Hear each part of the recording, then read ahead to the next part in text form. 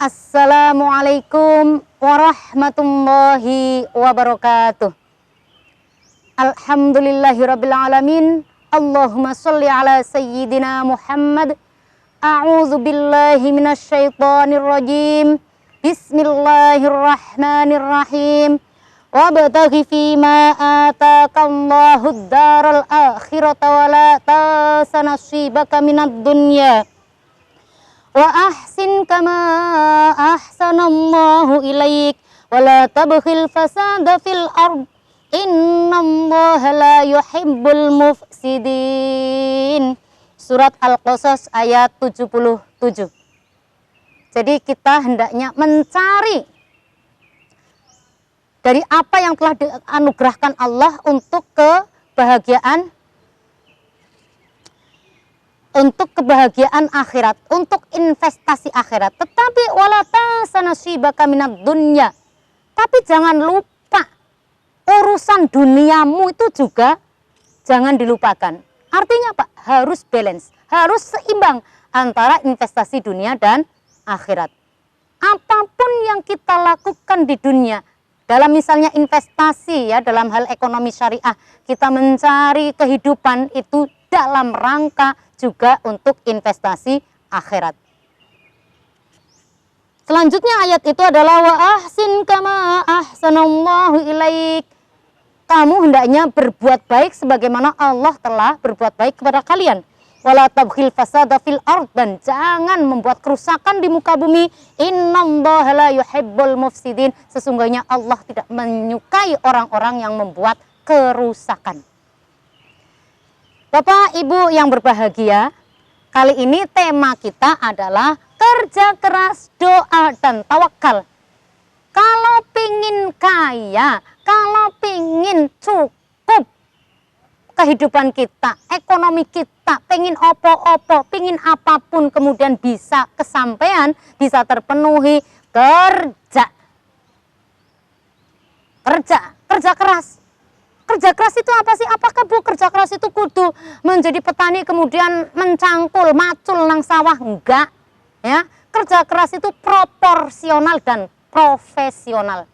Proporsional itu sesuai dengan takarannya. Panjenengan yang ASN, aparatur sipil negara atau PNS ya, pegawai negeri sipil, itu apa ya, derajat paling mulia.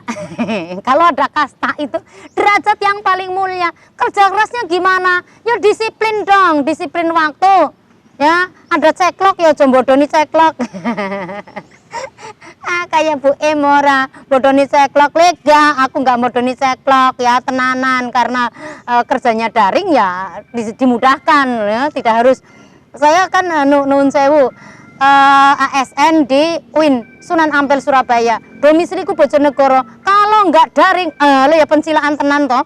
Berangkatnya sebelum subuh dari terminal Bojonegoro sampai sana ngejar supaya bisa ceklok sebelum jam 8. Kalau sekarang karena daring, alhamdulillah dimudahkan itu. Artinya apa? Kerja kelasnya harus proporsional. Jadi panjenengan harus masuk misalnya jam 07.30 ya 07.30, nanti pulangnya jam 16.00 ya jam 16.00. Kemudian profesional. Kerjanya panjenengan itu bidangnya apa, ya itu lakukan sesuai dengan job disk-nya, sesuai dengan tugas panjenengan. Kalau memang targetnya tanggal 18 Februari harus selesai, ya harus selesai, jadi undur-undur terus. Nah, itu termasuk sudah kerja keras. Jadi definisi kerja keras itu bersungguh-sungguh dalam mengerjakan sesuatu sehingga diperoleh hasil yang maksimal. Bentuknya apa? Ya tadi profesional dan proporsional. Dan di samping itu juga komitmen dalam mengerjakan tugas. Jangan sekedar selesai, ya, tapi berbasis kepada output dan mutu, kualitas yang maksimal. Makanya kenapa sih kemudian tidak boleh ada pungli, tidak boleh ada gratifikasi? Karena pada dasarnya misalnya dia itu petugas kayak memberi stempel atau memberi surat izin. Tugasin jenengan itu, jangan kemudian kalau pakai prinsip kalau bisa dipersulit ngapain dipermudah. Loh, diwali. Kalau Kalau bisa dipermudah, ngapain dipersulit? Ya. Jadi kalau kembali lagi, kalau pingin cukup, kalau pingin kaya, kalau pingin beli kebutuhan panjenengan bisa terpenuhi, ya kerja. Kenapa? Kalau tidak kerja keras, akhirnya banyak mikir, banyak ngelamun, mencari atau mengambil jalan yang salah.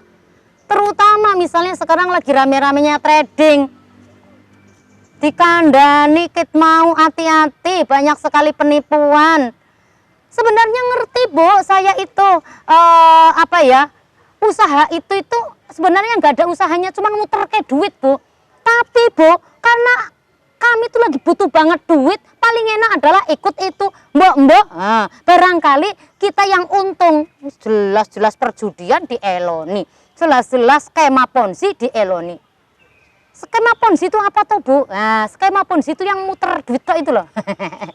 Jadi cirinya skema ponzi itu kayak sebenarnya gini, dalam pemasaran itu kan ada yang pemasarannya langsung, ada yang pemasarannya tidak langsung. Yang langsung itu berarti yang seperti LML itu loh.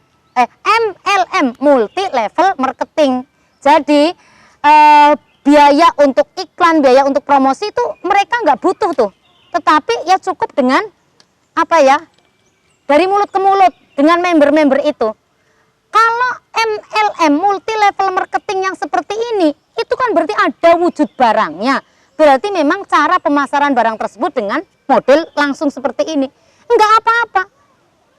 Yang menjadi masalah kan adalah barangnya itu enggak ada, tapi kemudian calon-calon korban itu ditawari iming-iming yang besar. Halo Mas Black, sampean pengen dapat keuntungan 1 juta per bulan? Silahkan masukkan dananya ke saya 10 juta. Nanti setiap bulan sampean itu ya tetap dapat keuntungan transferan 1 juta terus.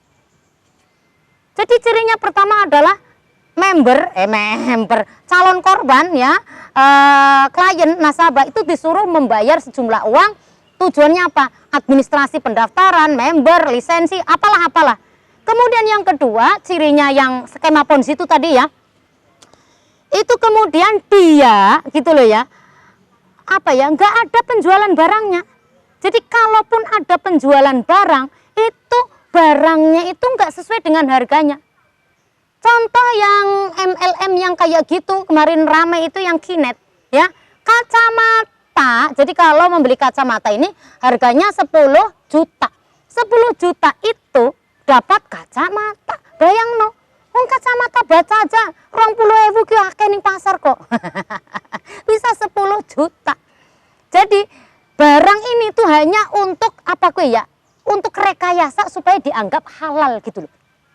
Padahal yang namanya komoditas, namanya barang ini harus bermanfaat dan antara harga sama manfaatnya itu harusnya sesuai gitu loh. Kalau ini kan enggak. Jadi hanya biar rodo syar'i ngono loh, ada barangnya. Tuh. Kemudian skema ponzi itu mengandalkan ya member itu hanya untung dari Dari downline, dari yang anggota baru yang panjenengan rekrut. Yang panjenengan nggak dapat anggota baru, orang ento opo-opo. Ya bener ada barangnya, tapi barangnya tadi dijual terbatas hanya di member tok. Dan itu menurut jual beli juga nggak bisa, pakai jualah juga nggak bisa, pakai sewa juga nggak bisa. Nah, tapi karena panjenengan sebenarnya udah tahu Bapak Ibu bahwa bisnis-bisnis kayak gini tuh nanti akhirnya mentok, tidak ada lagi anggota baru, akhirnya mandek. Saja nih jenengan ngerti, tetapi karena tawaran dan iming-iming cuan yang begitu besar, gila, buta mata hati, tetap panjenengan ikut. Ya, jadi itu diantaranya itu orang pemalas ya, pecundang, pengen kaya tapi nggak mau kerja keras. Ya, nanti setelah ini kita akan membahas bagaimana kerja keras, doa dan tawakal menjadi satu kesatuan.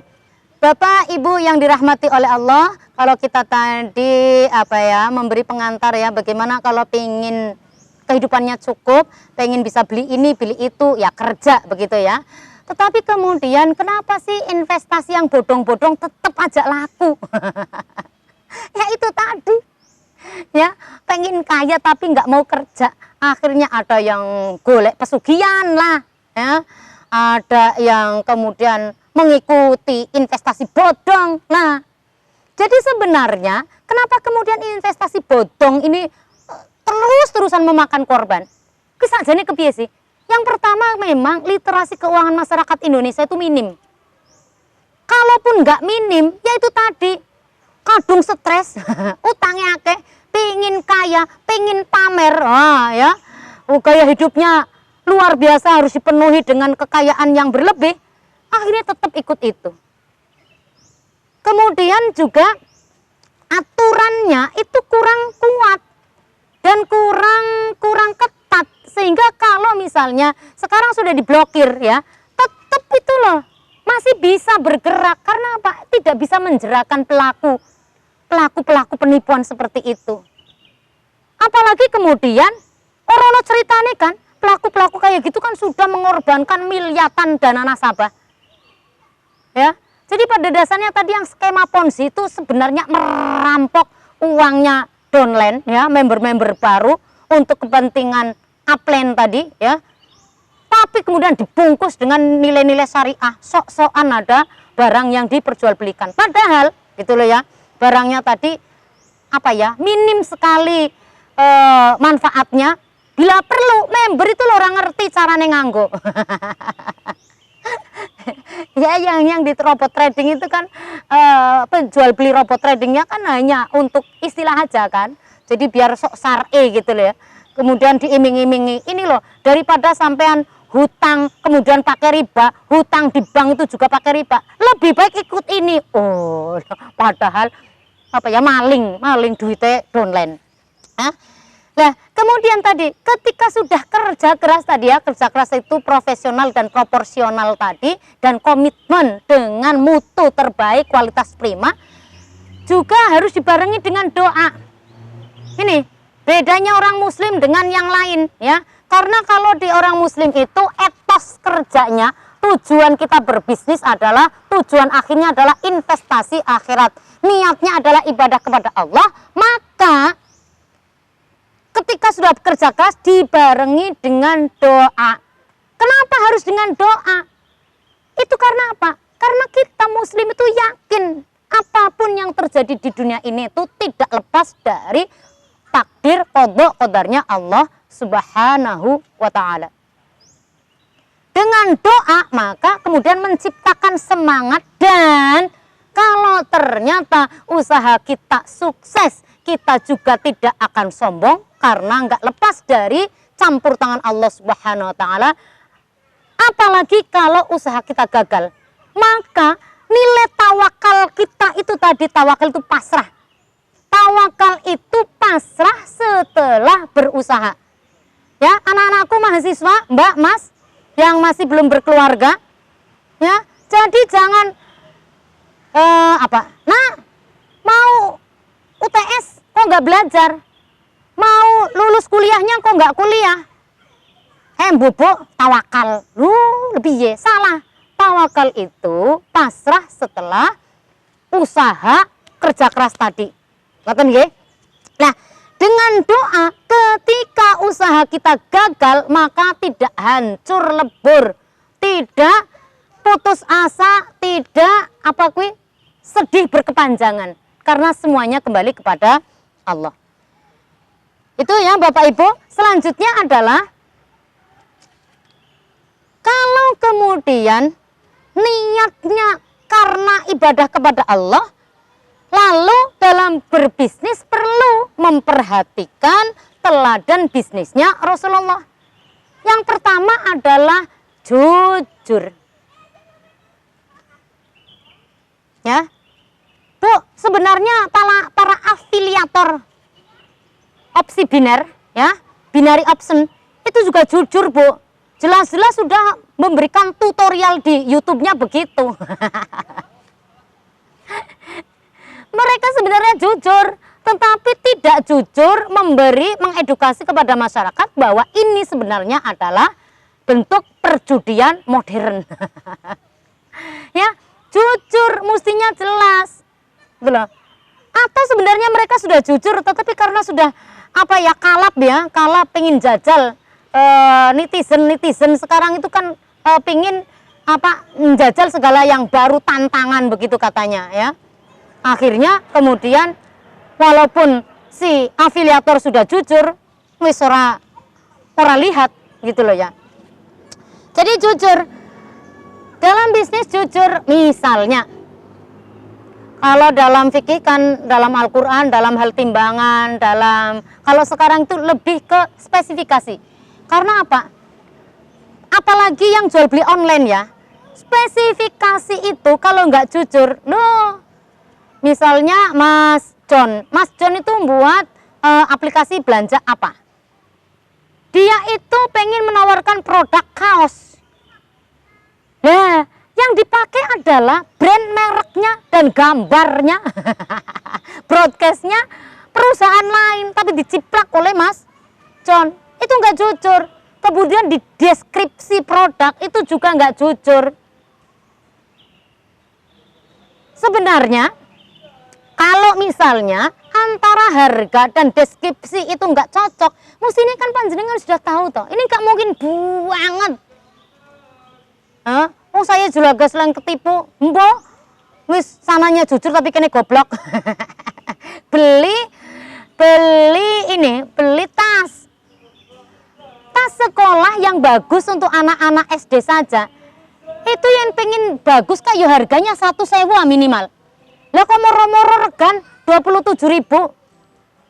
Kemudian lihat, jari anakku, Bu, kalau mau beli kayak gitu tuh lihat yang bintangnya 5, kemudian lihat testimoni dari para pembeli dan lain sebagainya. Bapak no Mas, regan 27 tipis teman tuh ya. Berarti yang ngasih penilaian itu juga berarti nggak jujur.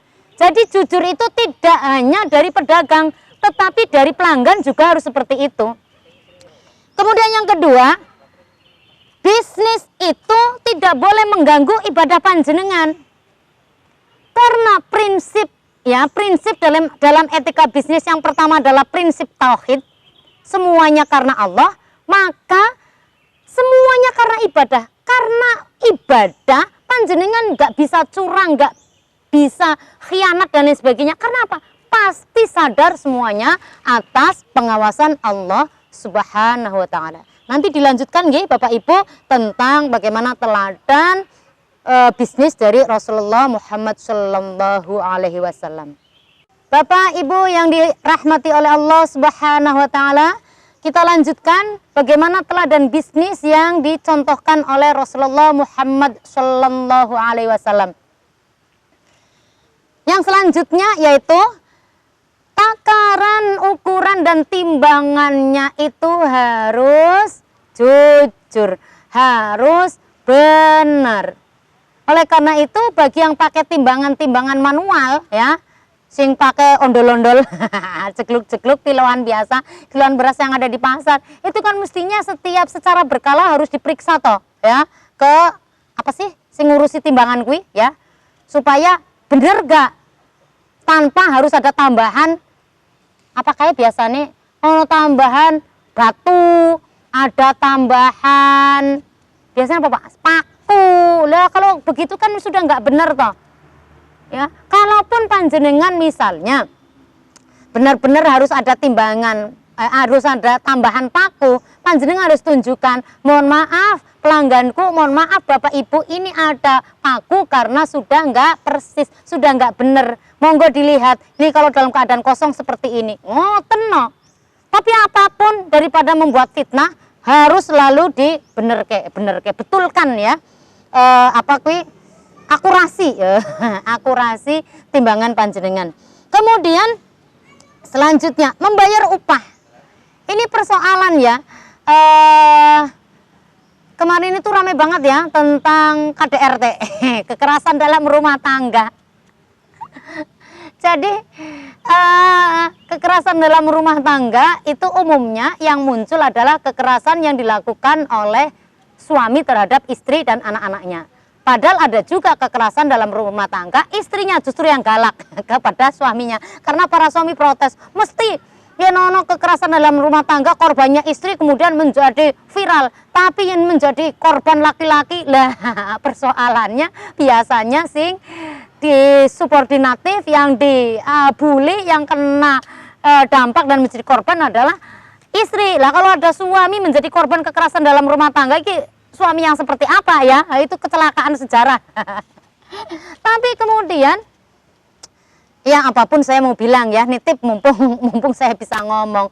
Jadi kalau ada kemarin OSD bilang istri yang mengadukan kekerasan dalam rumah tangga di rumahnya itu lebay, dan itu aib keluarga. Itu bukan aib tahu ya. Nggak apa-apa. Demi apa? Supaya tidak berlanjut. Karena kekerasan dalam rumah tangga itu kalau korbannya diam aja, maka dianggap menerima terus-terusan. Dan skalanya serta frekuensinya akan semakin padat. Jangan mau ya, ibu-ibu ya, ibu, mbak, mas, siapapun yang mengalami kekerasan dalam rumah tangga, ya setidaknya diomongke kepada orang yang dipercaya supaya kekerasan itu bisa berhenti. Bukan untuk mengumbar aib ya, tetapi apa ya, menjaga hak kita itu agar bisa dihormati oleh pasangan kita.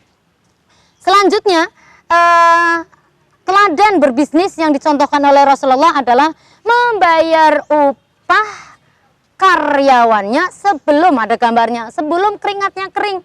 Sebelum keringatnya kering itu artinya secepatnya. Bila perlu sing ape nganggo DP, Mas Black. Nganggo DP maksudnya apa? Misalnya sudah tahu bahwa apa ya?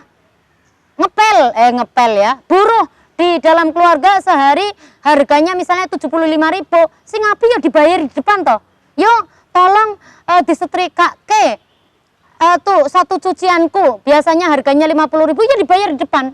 Kalaupun tidak, begitu selesai sudah beres kabeh yuk badhe kondur yuk niki bayarane. Maksudnya begitu ya. Tidak yo kupu-kupu sebelum keringatnya kering, bukan begitu ya, tapi secepatnya. Itu artinya panjenengan gak zalim terhadap pekerja panjenengan. Kemudian selanjutnya adalah bisnis itu dilakukan atas dasar antarodin, kerelaan masing-masing pihak yang terlibat dalam bisnis. Jadi kalau ada paksaan dan terpaksa ya, di COD nuwun sewu, COD itu kadang gregetno ya. Baik yang penerima, pembeli maupun sing ngirimi. Lah kuwi sakjane kepiye COD? Wong jelas-jelas tidak boleh membuka. Membuka berarti membeli kudu bayar. Lah, kalau ternyata kualitasnya nggak bagus bagaimana? Nah, ini makanya kalau kemarin ada kasus-kasus COD yang tidak mau bayar dan lain sebagainya, saya kira perlu apa ya?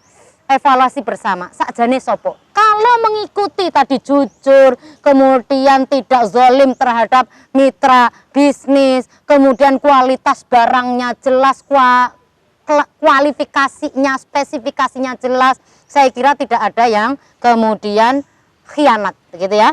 Dan yang terakhir contoh ya, tidak melakukan sumpah palsu. Sumpah palsu dengan kalau sekarang testimoni palsu.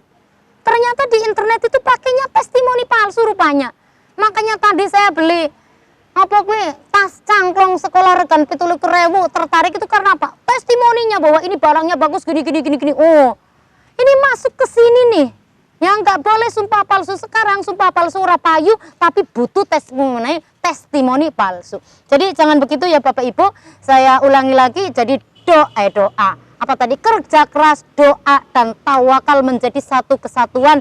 Pingin kaya ya kerja, kerjanya yang benar. Kalau pingin bisnis yang benar, yang real saja dulu, baru nanti yang misalnya mau bisnis lewat yang finansial, yang pakai e-commerce, elektronik itu setelah panjenengan memang expert, menguasai betul di bidang itu. Supaya apa? Supaya panjenengan la dorora wala dirar, tidak membahayakan orang lain, tidak membuat bahaya orang lain, dan jangan mau dimadoroti atau dirugikan oleh orang lain. Semoga bermanfaat. Kurang lebihnya mohon maaf. Wallahul muwaffiq ila aqwamit thoriq. Wassalamualaikum warahmatullahi wabarakatuh.